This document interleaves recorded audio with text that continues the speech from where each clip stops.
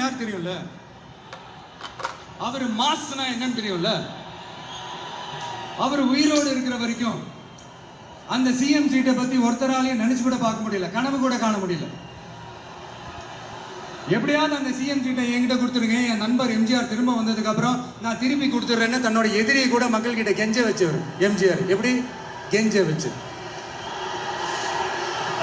ஆனா இப்போ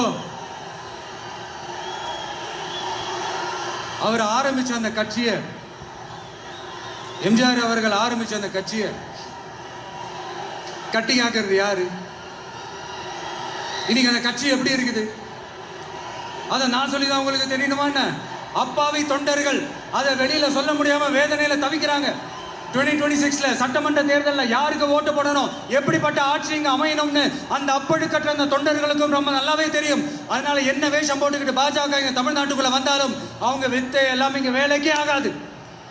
எம்ஜிஆர்னா யார் தெரியும்ல, எம்ஜிஆர்னா யார் தெரியும்ல, அவர் மாஸ்னா என்னன்னு தெரியும்ல.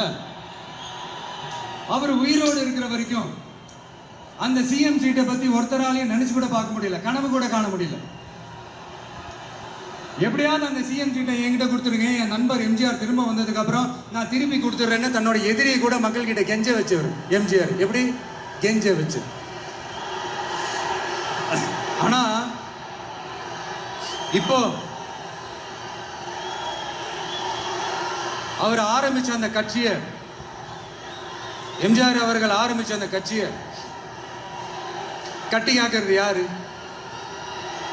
இன்னைக்கு அந்த